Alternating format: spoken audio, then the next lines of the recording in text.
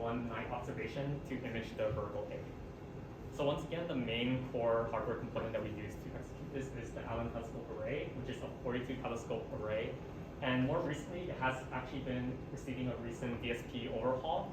And this makes us the first non-ATA users to actually use this since the upgrade. And so the goal of this ATA is pretty much to help us in characterizing much of the instrument responses as listed here. Okay, so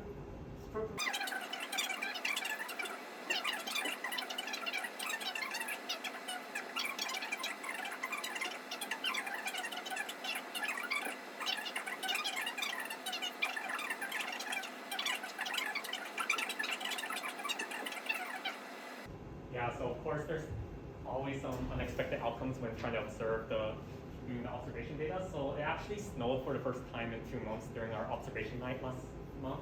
And this led to a bad SNR, which is the atmospheric factor that we had to consider. So initially we had the 4 gigahertz to observe, which ended up having really bad RFI. And this is why we ended up starting with the 8 gigahertz to work with. And so moving on, after the data collection, we have step 1 when we want to inspect the data and flag. So pretty much we're trying to flag any sort of bad data by visual inspection. And as you could assume, this is a manual process, which we had to do for all of the data for every single one of the baseline, which is a painful process. And there's ultimately 2 sources of that data. One comes from radio frequency interference, otherwise known as RFI. The second one being antenna shadowing. And here's a frequency and a magnitude versus frequency plot for baseline. And you can tell that this is pretty much overall holistically a good scan because much of the amplitudes are all coherent as opposed to jumping around and being inconsistent. But it's not to say that we didn't get bad data from RFI. On the top left, you can see how there's a small phase leaking and defacing here in this narrow band due to the interference.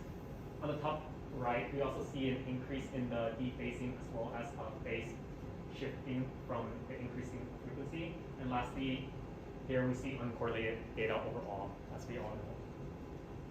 So moving on to step 2, this is when we want to try to calibrate the data. And this is pretty much by ultimately using the 3C273 for the gain calibrator. Moving on to step 3, we want to solve for the complex gain calibration.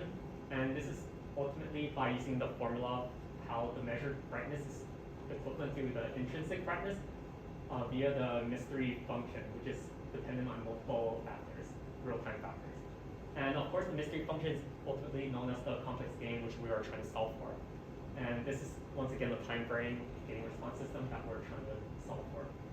So moving on, if the gain calibration has a flux that is simply unknown, this is when we need to introduce some corrections. And by correcting it, we have to try to scale the flux.